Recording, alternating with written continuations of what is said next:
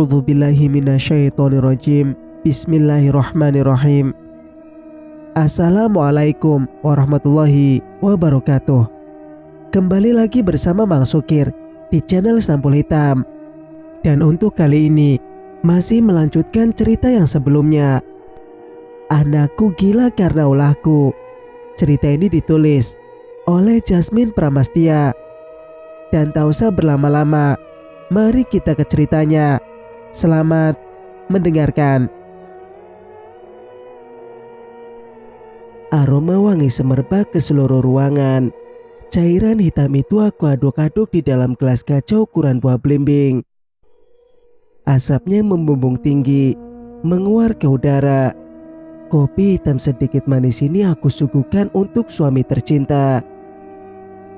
Tak lupa juga satu piring beling keramik tertata rapi. Di atasnya ada beberapa potongan pisang goreng yang masih panas-panasnya. Aku meletakkannya di atas meja makan, menunggu Mas Ruci pulang dari masjid. Sesekali napas ini kuhela panjang, agar beban yang mengganjal di dalam kepalaku ikut luruh bersama napas yang aku buang keluar. Jalanku mulai tertatih, pandangan pun semakin tidak jelas. Apalagi aku hanya menggunakan satu mata saja.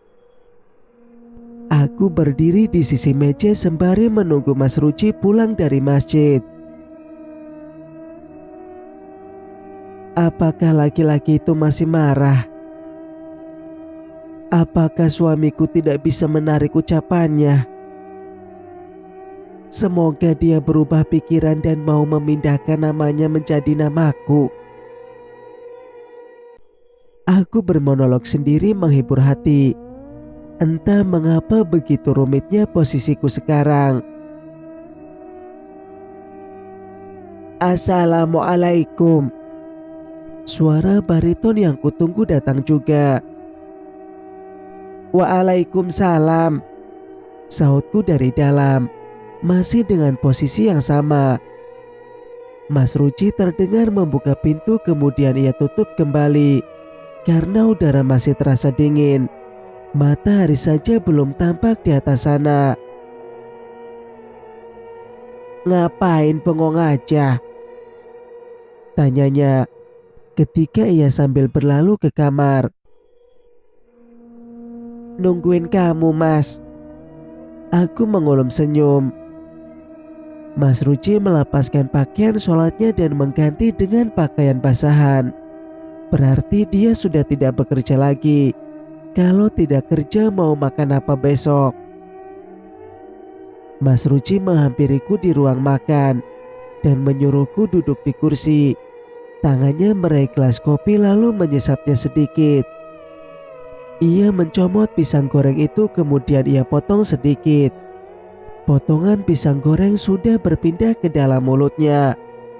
Aku dan Mas Ruci duduk saling berhadap-hadapan, terpisah oleh meja makan bentuk persegi. Kenapa tidak dimakan? Tanyanya. Aku menggeleng. Sudah dari tadi. Aku sedang tidak berselera. Aku mau bicara soal Bagas, katanya pelan. Mas Ruci meneguk air putih yang biasa aku taruh di atas meja makan. Aku terpaksa mendengarkan ucapan Mas Ruci. Biasanya dia akan menasehatiku. Bagas anakmu apa bukan? Ya anakku lah, Mas. Pertanyaan macam apa itu? Jelas-jelas Bagas anakku. Dikira anak nemu kali. Pertanyaannya membuatku naik pitam. Lantas, kenapa kamu keberatan jika Bagas dirawat di rumah sakit jiwa? Tanyanya lagi. Aku berpikir keras mencari jawaban yang tepat, agar Mas Ruci tidak bolak-balik menanyakan Bagas lagi. Kamu adalah ibunya. Harusnya kasih sayang yang kamu berikan itu tiada batas. Apalagi Bagas keadaan dan kondisinya seperti itu. Kita yang berakal dan sehat jasmani wajib merawatnya, mengobatinya dan memberinya kenyamanan tempat tinggal. Laki-laki berjenggot yang di depanku menatap penuh misteri. Kamu tahu kan istilah anak durhaka kepada orang tuanya? Maka bisa saja posisinya dibalik, menjadi orang tua durhaka kepada anaknya. Sambungnya lagi. Kok bisa? Tanyaku heran. Bisa. Contohnya seperti kamu. Aku menelan ludah. Sialan. Enak saja Mas Ruci menyudutkanku terus-terusan. Kalau dibiarkan rasanya aku tidak sabar. Tapi kalau tidak sabar nanti bertengkar lagi. Baik, aku memutuskan harus sabar agar rencanaku bisa berjalan dengan baik. Kamu durhaka sama anak sendiri, lalai merawatnya, mengurusnya, suka membantah jika aku menasihatimu. Harusnya kamu sebagai ibunya lebih peka dan perhatian dengan kondisi Bagas. Ingat Dek, orang tua yang lalai juga termasuk orang tua yang durhaka kepada anaknya. Aku tidak banyak bicara, menganggap pembicaraan ini sebagai diskusi biasa. Masuk telinga kanan, keluar telinga kiri. Mas, ucapku sambil menyentuh punggung telapak tangannya. Biarkan aku merawat Bagas. Mas tidak perlu khawatir. Aku akan menyayanginya. Kadang aku merasa lelah saja mengurusnya seorang diri. Begitu aku meyakinkannya. Beneran? Mas Ruci memandangku penuh cinta. Kedua matanya berbinar-binar. Aku mengangguk. Iya, asalkan Mas bantu juga. Tak apa, tak perlu membantunya memberi makan dan segala halnya. Cukup kerja dan kerja. Karena Bagas makannya banyak. Aku melirik Mas Ruci. Kelihatannya dia menarik napas panjang. Iya, Mas mau bantu kerja. Akhirnya dia menyetujui. Terus kapan Mas suruh surat-surat tanah dialihkan atas namaku? Lagi, Mas Ruci terdiam. Mungkin dia menikmati pisang goreng buatanku sekaligus memikirkan perkataanku barusan. Nanti, pasti aku akan lakukan semua. Tanah dan beberapa harta yang Mas punya. Aku tersenyum lebar. Dadaku semakin mengembang. Ini yang aku tunggu-tunggu. Asik. Sebentar lagi anak-anak Mas Ruci akan tunduk semua padaku. Di dunia ini tidak ada yang gratis, bukan?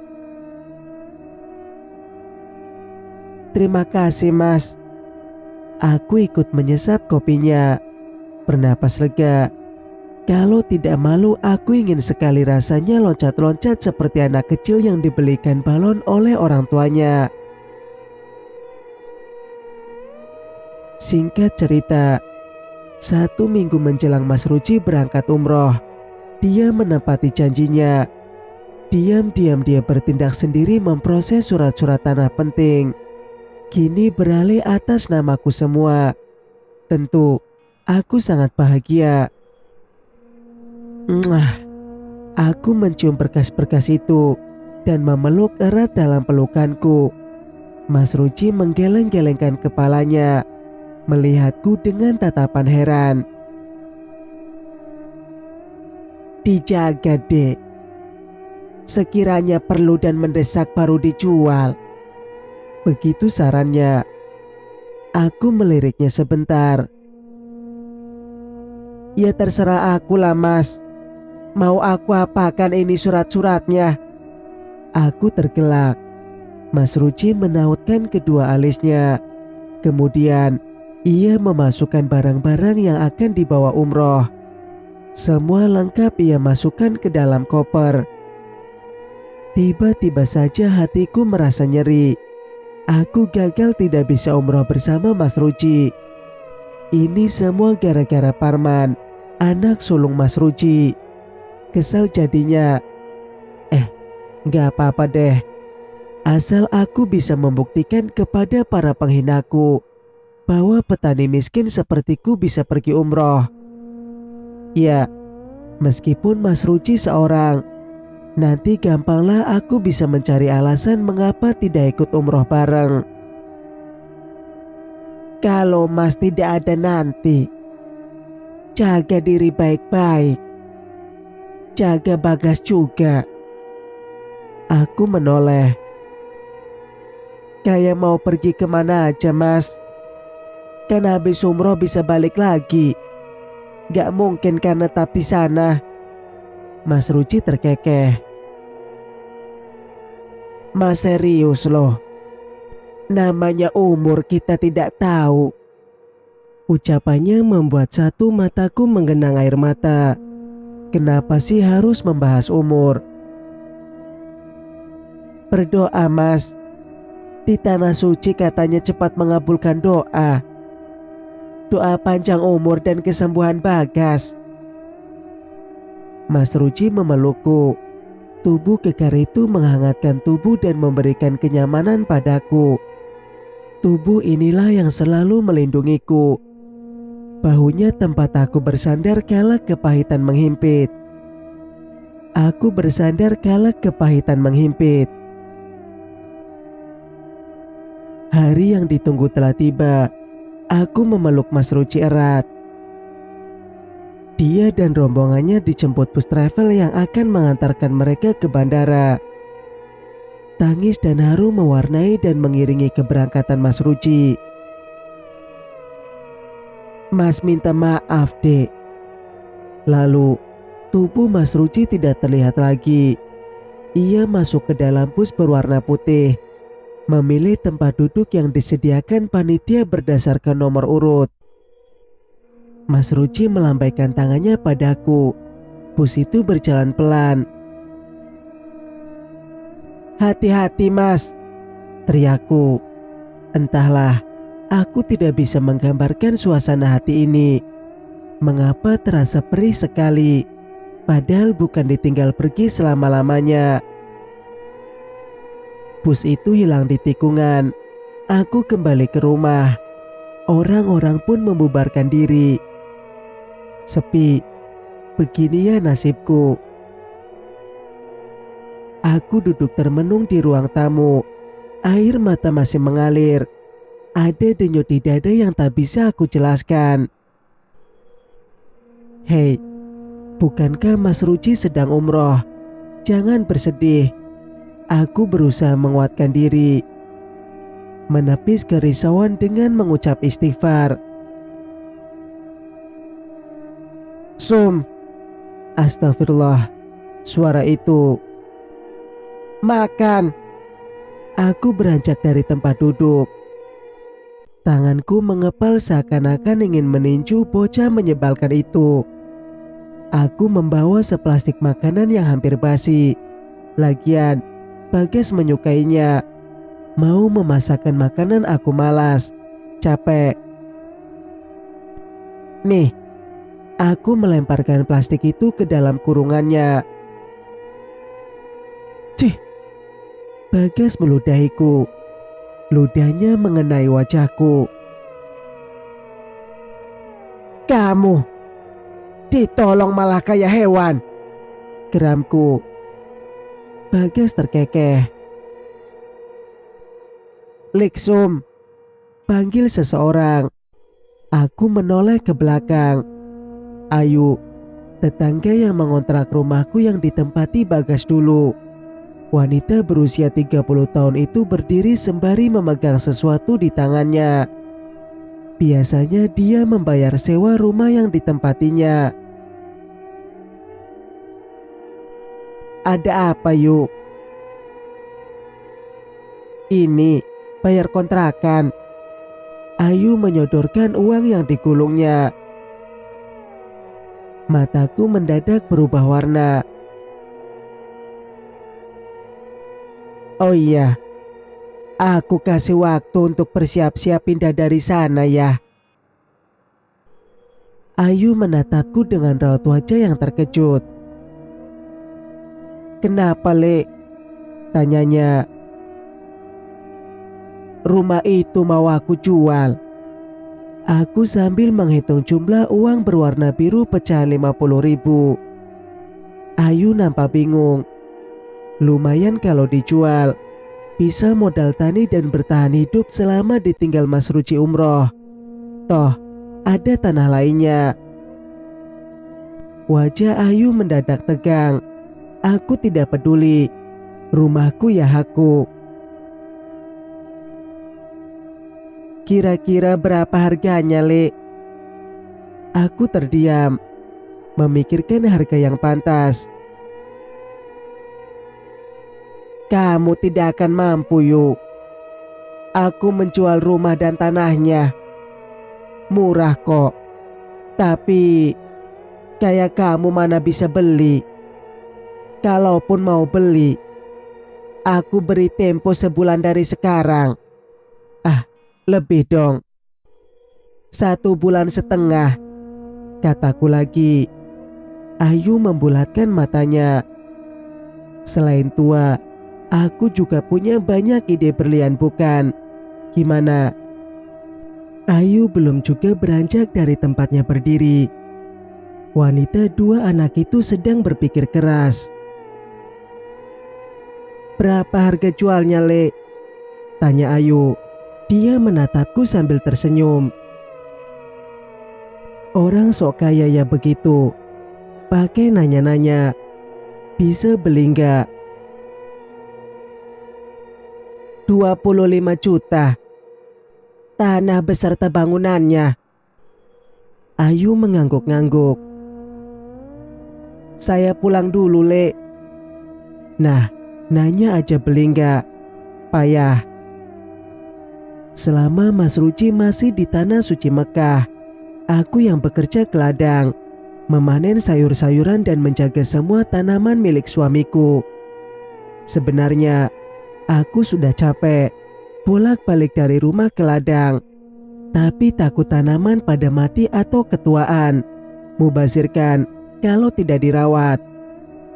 Capek, aku sudah tidak kuat berjalan jauh. Kadang sering berhenti di tepi jalan, sekedar meluruskan kaki. Hanya ini aku hanya mencabuti rumput di sekitar tanaman jagung. Hitungan hari jagung akan segera dipanen. Aku duduk di bawah batang jagung, berteduh sambil mencabuti rumput-rumput liar. Nanti kalau sudah dipanen, Bagas belikan bakso, Bu, kata Bagas kala itu. Saat Bagas belum gila dulu, dialah yang membantuku menggantikan Mas Ruci yang sakit atau kelelahan. Ibu capek ya? Tanyanya. Bagas meraih karung yang berisi panenan lalu memikul karungnya. Bagas ambilkan minum. Ibu di sini saja. Ucapan dan momen saat Bagas masih waras selalu menari-nari di kepalaku. Coba saja dia sudah sembuh. Mungkin dia membantuku. Tak terasa air mataku mengembun. Air kristal itu terjun ke pipi keriputku. Ada banyak penyesalan yang aku sesali. Mengapa dulu menganggap perasaannya seolah-olah cinta monyet belaka. Namun, pada akhirnya Bagas mengalami gangguan kejiwaan. Hanya karena perasaan cinta yang begitu dalam pada gadis pujaannya. Perasaan itu belum sempat ia ungkapkan pada Cempaka, hingga akhirnya gadis itu dipinang orang lain. Bu, tolong lamarkan Cempaka untuk Bagas. Rengeknya seperti anak kecil. Sadar diri, Leh. Kamu itu cuma anak petani. Tidak pantas untuk Cempaka. Kan cuma kamu yang menyukainya. Cempaka belum tentu suka sama kamu. Bu, coba dulu ya. Pujuknya lagi. Kedua manik matanya berembun. Ya, si cengeng itu Bagas. Kamu saja yang kesana. Ibu malu tahu. Ketusku. Bagas memilih diam. Mungkin dia memikirkan kata-kataku. Namun, aku salah. Terlalu dia memikirkan, terlalu gila jadinya. Banyak orang yang mengatakan kalau Bagas gila, tapi aku tak mengindahkannya. Aku menganggap dia berpura-pura. Namun, pada kenyataannya Bagas, putraku memanglah gila. Ah, pusing jadinya. Yusum, teriak seseorang. Aku pun berdiri, mencari pemilik suara. Iya, aku melambaikan tangan. Katri, dialah temanku. Hanya dia teman yang aku punya. Cukup dekat sekali. Biasanya jika dia melintas ke ladangku mengajak makan siang di gubuk, kami akan bertukar lauk. Selesai sudah pekerjaanku, dan kami pun pulang ke rumah. Dilanjutkan besok pagi lagi. Singkat cerita, aku menghitung jumlah uang yang akan kudapatkan dari hasil panen jagung nanti. Lumayan cukup banyak. Uangnya nanti bisa ditabung di hari senja. Belum apaan sudah menghitung. Aku tersenyum geli. Pukul 9 malam, aku berbaring di atas tempat tidur, berbantalkan dengan kedua tangan yang saling bertumpu. Aku merindukan Mas Ruji. Sedang apa dia? Semoga ibadah umrohnya mabrur. Sudah lama tak nyekar ke makam Mas Hemin. Terlalu asik dengan kesibukanku. Terakhir nyekar ketika Bagas belum gila. Jika ibu mati nanti, dimakamkan di sebelah makam Abah ya. Ibu ini bicara apa sih? Umur tidak ada yang tahu, Gas. Di sini ya. Aku menunjuk tanah yang masih kosong. Apa aku salah jika memiliki ambisi yang terlalu besar? Mengumpulkan banyak uang untuk hari tua kelak. Ya, meskipun sekarang sudah tua, tapi belum tua. Aku menolak tua pokoknya. Aku kan masih kuat bekerja. Tentu belum tua kan. Sum, makan. Astaga, anak itu lagi mengganggu saja. Gak siang, gak malam kerjanya makan dan makan. Sehabis maghrib sudah ku beri makan, dan sekarang minta makan lagi. Aku capek, sebaiknya tidur saja. Aku menutupi telinga dengan bantal, dan suara itu tak terdengar lagi. Singkat cerita, besok jadwal panen jagung. Aku menyiapkan segala macam alat untuk tempat jagungnya. 4 karung besar ukuran 50 kilo sudah aku persiapkan. Dan tak lupa juga sebuah arit yang tajam. Aku mendengar suara seperti hujan deras di atap. Hei, kok hujan? Padahal cuaca di luar sangatlah terang. Persis hujan deras yang jatuh di atas atap. Ketika aku berlari hendak mengangkat pakaian yang dijemur, langkahku mendadak terhenti. Ya Allah, astagfirullah, pekiku. Aku tidak percaya dengan yang aku lihat di luar. Ribuan belalang bahkan jutaan belalang terbang hinggap dimanapun, termasuk di atas pakaian yang sedang aku jemur. Atap seng terdengar berisik sekali seperti hujan yang sedang turun deras. Semua tumbuh-tumbuhan di sekitar rumahku habis, hingga gundul daunnya. Bawas kotoran belalang menyengat di hidung. Kotorannya pun berserakan ada di mana-mana. Astagfirullah, ada apa ini Gusti? Aku berlari ke arah jemuran. Meskipun terlambat mengangkatnya, tapi tak apa. Semua pakaianku bolong dimakan belalang. Sebelumnya tak pernah ada hama seperti ini. Jutaan belalang menyerang tanaman-tanaman kami. Astagfirullah, jagung! Aku berteriak histeris. Aku pun melemparkan pakaian yang aku angkat tadi. Aku jatuhkan ke lantai di sembarang tempat. Aku berlari sekuat tenaga menuju ladang. Tak cuma aku, orang lain pun berlari menuju ladang yang searah dengan ladangku. Astagfirullah, seru orang-orang. Mereka mengusir belalang itu dengan peralatan seadanya. Aku tak kalah sama mengejutkan dengan mereka. Jagung yang akan dipanen besok lagi ludes. Dilalap para belalang rakus itu. Pemandangan yang mengiris hati. Mas, jagungnya habis. Aku mengusir belalang itu dengan kain yang aku bawa dari rumah. Tubuhku lemas gemetaran. Tenagaku hampir habis untuk mengusir hama sialan itu. Menangis dan berteriak seperti orang gila. Jagung dan tanaman lain habis tak bersisa. Hanya lubang-lubang kecil dan batang-batang yang gundul tertangkap di mataku. Mereka hanya menyisakan tanaman rusak untukku. Pergi, belalang sialan! Aku berlari ke arah tanaman jagung. Sebuah kain aku sebet-sebetkan ke arah belalang yang sedang memakan tanaman. Ratusan belalang terbang, lalu hinggap lagi ke tempat semula. Hal ini membuatku lelah dan tertunduk di atas tanah beralaskan rumput-rumput. Padahal tadi malam keuntungan sudah aku hitung. Malah kandas begitu saja.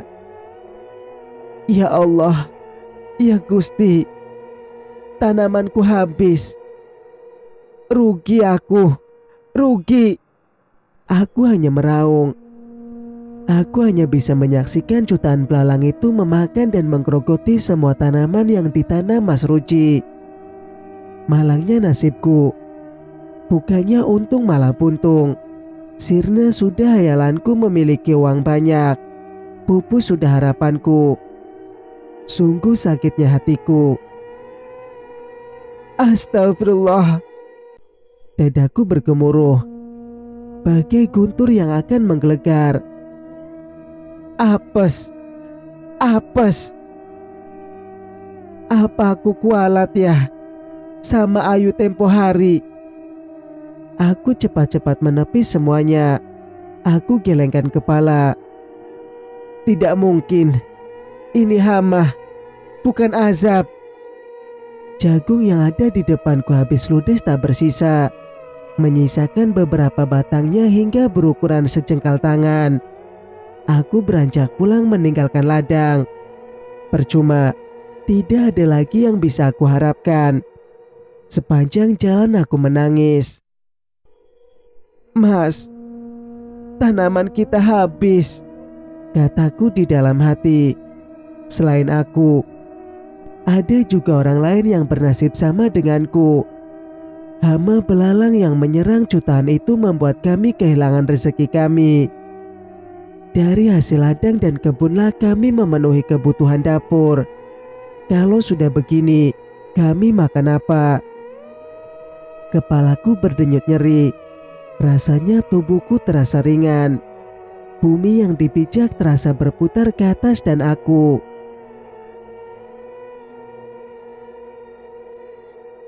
Bersambung. Nantikan kelanjutannya di video berikutnya. Mang Sukir pamit. Wassalamualaikum warahmatullahi wabarakatuh.